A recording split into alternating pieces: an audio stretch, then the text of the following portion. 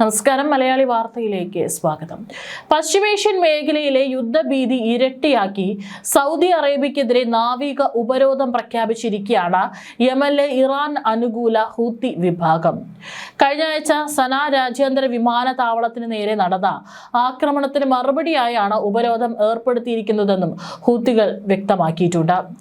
സൗദിക്കെതിരെ നാവിക ഉപരോധമാണ് ഹൂത്തികൾ നിലവിൽ പ്രഖ്യാപിച്ചിരിക്കുന്നത്. ഇതോടെ ചെങ്കടൽ വഴി സൗദിയിലേക്ക് ചരക്കുകൾ എത്താനും കയറ്റുമതി ചെയ്യാനും തടസ്സം നേരിടും. ഹോർമുസ് പാത ഇറാൻ അടച്ചതിന് പുറമെയാണ് ബാബുൽ മന്ദബ് കടലിടുക്ക് ഹൂത്തികൾ ഉപരോധിക്കുന്നത്. ഹോർമുസ് അടച്ച സാഹചര്യത്തിൽ ബാബുൽ മന്ദബ് വഴിയാണ് സൗദിയുടെ ക്രൂഡ് ഓയിൽ കയറ്റുമതി. ഇപ്പോൾ അതും അസാധ്യമാവുകയാണ്. ഹൂതി വക്താവ് യഹിയ സരിയാണ് ഇക്കാര്യം പ്രഖ്യാപിച്ചത്. യമൻ തീരം വഴി സൗദിയുടെ ഒരു കപ്പലും കടത്തിവിടില്ലെന്നും സൗദി തങ്ങളോട് ചെയ്യുന്ന ക്രൂരതയ്ക്കുള്ള മറുപടിയാണിതെന്നും അദ്ദേഹം പറഞ്ഞു. സൗദിയുടെ രക്ഷയ്ക്ക് പാകിസ്ഥാൻ സൈന്യം ഇടപെടുമോ എന്നാണ് ഉയരുന്ന ചോദ്യം. യമന്റെ വലിയൊരു ഭാഗം ഹൂത്തികളുടെ നിയന്ത്രണത്തിലാണ്. തലസ്ഥാനമായ സനയും ഹുദൈദ തുറമുഖവും ഉൾപ്പെടെ കഴിഞ്ഞ ദിവസം ഇറാനിൽ നിന്ന് യമനിലേക്ക് വന്ന വിമാനം ഇറങ്ങാനിരിക്കെ സന വിമാനത്താവളത്തിലെ റൺവേ സൗദി പിന്തുണയ്ക്കുന്ന സൈന്യം ആക്രമിച്ച് തകർത്തിരുന്നു. തുടർന്ന് ഹുദൈദയിലാണ് വിമാനം ഇറക്കിയത്. യമനിൽ സൗദി പിന്തുണയ്ക്കുന്ന സർക്കാരിനെതിരെ പ്രവർത്തിക്കുന്നവരാണ് ഹൂത്തികൾ. ഇവർ നിയന്ത്രണത്തിലാക്കിയ പ്രദേശങ്ങൾക്കെതിരെ സൗദിയുടെ ഉപരോധം നിലവിലുണ്ട്. വിമാനത്താവളവും തുറമുഖവുമെല്ലാം ഇതിൽപ്പെടും. ഈ സാഹചര്യത്തിലാണ് ഹൂത്തികൾ തിരിച്ചും ഉപരോധം പ്രഖ്യാപിച്ചിരിക്കുന്നത്. കണ്ണിന് കണ്ണ് എന്നതാണ് നയമെന്ന് ഹൂത്തികൾ പറയുന്നു. ഹൂത്തികളുടെ ഉപരോധത്തെ സൗദി വിദേശകാര്യ മന്ത്രാലയം അപലപിച്ചു. യമനിലെ ഔദ്യോഗിക സർക്കാരിനുള്ള പിന്തുണ തുടരുമെന്നും സൗദി അറിയിച്ചു. ഹോർമുസും ബാബുൽ മന്ദബും അടയുന്നതോടെ സൗദി അറേബ്യ വലിയ പ്രതിസന്ധിയിലാകും. സൗദിയുടെ കയറ്റുമതി സാധ്യമായില്ലെങ്കിൽ ആഗോള വിപണിയിൽ ക്രൂഡ് ഓയിൽ കുതിച്ചുയരും. ഇത് ഇന്ത്യ ഉൾപ്പെടെയുള്ള രാജ്യങ്ങളെ ബാധിക്കും. കഴിഞ്ഞ കുറച്ചു വർഷങ്ങളായി ഹൂത്തികളുമായി സംഘർഷമില്ലാതെ പോകുകയായിരുന്നു സൗദി. ബാബുൽ മന്ദബ് അടയുന്നത് സൗദിക്കും ആശങ്കയുണ്ടാക്കുന്ന കാര്യമാണ്. എന്നാൽ അതാണ് ഇപ്പോൾ സംഭവിച്ചിരിക്കുന്നത്.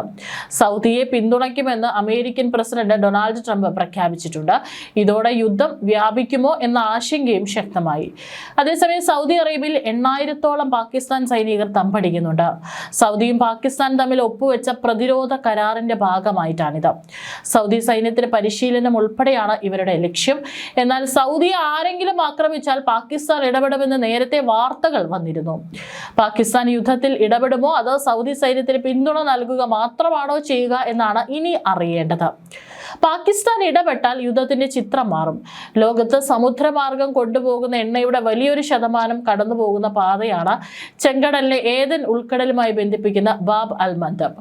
ഹോർമുസ് അടച്ചതോടെ സൗദി അറേബ്യ തങ്ങളുടെ ഈസ്റ്റ് വെസ്റ്റ് പെട്രോ ലൈൻ വഴിയാണ് ചെങ്കടലിലെ തുറമുഖമായ യാൻബുയിലേക്ക് ദിവസേന ദശലക്ഷക്കണക്കിന് ബാരൽ എണ്ണ എത്തിച്ചിരുന്നത്. ഈ വഴിയിലാണ് ഇപ്പോൾ ഹൂതി ഭീഷണി ഉയർന്നിരിക്കുന്നത്. ഇത് സൗദി അറേബ്യയുടെ എണ്ണ കയറ്റുമതിയെ കൂടുതൽ തടസ്സപ്പെടുത്താൻ സാധ്യതയുണ്ട്. വാർത്തകൾ പുറത്തു വന്നതിന് പിന്നാലെ എണ്ണവിലയിൽ പെട്ടെന്ന് വർധനവും രേഖപ്പെടുത്തിയിരുന്നു.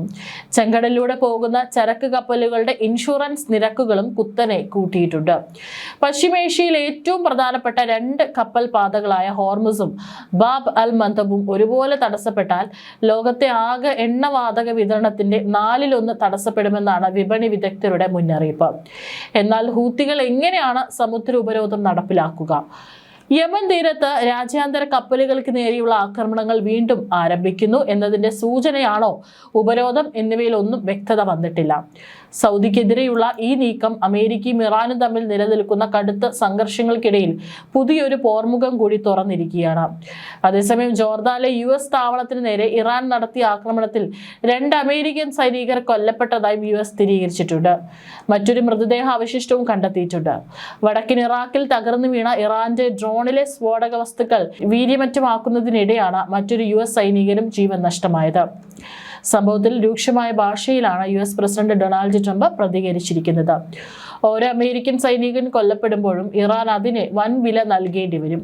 പ്രത്യാക്രമണങ്ങൾക്കുള്ള നിർദ്ദേശം സൈനിക മേധാവികൾക്ക് നൽകിയിട്ടുണ്ടെന്നും ട്രംപ് വ്യക്തമാക്കി. അതേസമയം അമേരിക്കൻ സെൻട്രൽ കമാൻഡ് ഇറാന്റെ വിവിധ നഗരങ്ങളിൽ നടത്തുന്ന ആക്രമണ പരമ്പര തുടരുകയാണ്. ഇറാനും പ്രതിരോധ ശേഷി വർദ്ധിപ്പിച്ചുകൊണ്ട് തന്നെയാണ് തിരിച്ചടിക്കുന്നത്. ഈ സമയം തന്നെ എണ്ണ വ്യാപാരം, അതുവഴി നടന്നു പോകുന്ന എണ്ണ വ്യാപാരത്തിന് വലിയ നഷ്ടമാണ് സംഭവിക്കുന്നത്. വരും ദിവസങ്ങളിൽ ഈ സാഹചര്യം തുടരുകയാണെങ്കിൽ തന്നെ ഇന്ത്യ അടക്കമുള്ള രാജ്യങ്ങളേറെ ബുദ്ധിമുട്ടും എന്നുള്ള കാര്യത്തിൽ സംശയമില്ല. എണ്ണവില കുതിച്ചുയരുന്ന കാഴ്ചയാണ് തുടരുന്നത്. മാത്രവുമല്ല, അല്ലാത്ത സാധാരണ മറ്റുള്ള ശത്രുപക്ഷത്തുള്ള കപ്പലുകളല്ലാതെ മറ്റ് കപ്പലുകൾക്ക് നേരെയുള്ള ആക്രമണം തുടരുന്നത് സാധാരണക്കാരായിട്ടുള്ള മറ്റ് രാജ്യങ്ങളിലെ കപ്പലിൽ ജോലി ചെയ്യുന്ന ആളുകളുടെ മരണത്തിനും ഇടയാക്കുന്നുണ്ട്. വളരെ രൂക്ഷമായിട്ടുള്ള ഭാഷയിൽ തന്നെയാണ് ഇന്ത്യ അടക്കമുള്ള രാജ്യങ്ങൾ ഇപ്പോൾ രംഗത്ത് വരുന്നത്. ഇത് തുടർന്നു പോവുകയാണെങ്കിൽ ലോകം വലിയൊരു പ്രതിസന്ധിയിലേക്കാവും ഇനി വരും ദിവസങ്ങളിൽ കടക്കാൻ പോകുന്നത് എന്നുള്ളൊരു ആശങ്കയാണ് പല യുദ്ധ വിദഗ്ധരും വിലയിരുത്തുന്നത്.